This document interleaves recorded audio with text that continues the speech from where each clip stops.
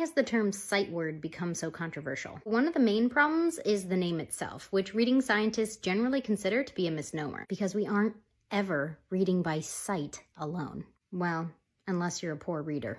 Yeah, I said it. So let's back up. What do educators broadly think sight words are?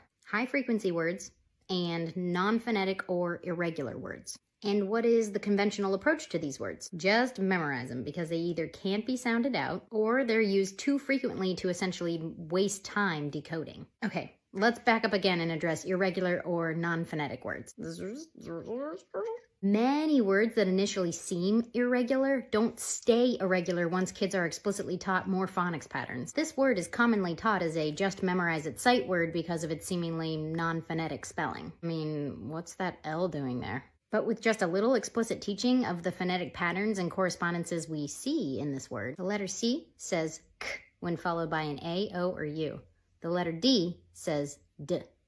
In this word, O-U-L is a group of letters that together makes the vowel sound O-U-L says so we can decode this word. K, D. Not only that, you've now learned a phonetic and orthographic pattern that can be applied to other words. A word like could, and indeed any word, must undergo the process of orthographic mapping in order to be read fluently and accurately. Figuring out those correspondences and patterns, and always connecting sounds. Why? Research shows that orthography, or spelling, connects most directly to phonology, even for irregular words. And visually memorizing words doesn't access phonology. So what about all the high-frequency words that have to be read super quickly? Well, this is where we really get to the heart of what a sight word truly is. I got a secret for you. A sight word is any word that is instantly and automatically recognized in print. Researcher Jean Teig says every word has the potential to be a sight word when it grows up. And the key to reading fluency is to get as many words into that sight word status as possible. So just memorize all words? No.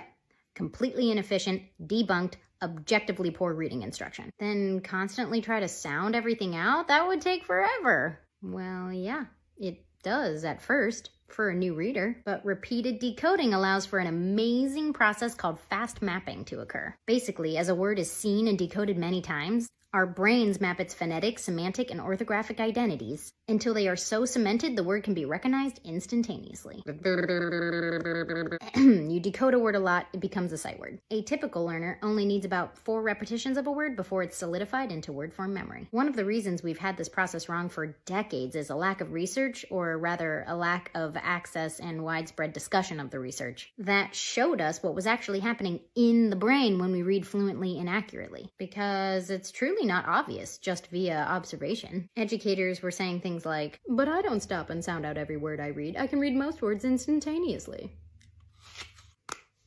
So, it's always amazing to me how we can be very proficient in a skill and yet have no concept of how we're actually doing it. The brain is an amazing and complex place, my friends. Okay, good talk. As always, for more expert guidance on teaching language arts and literacy, keep watching. We've got you covered.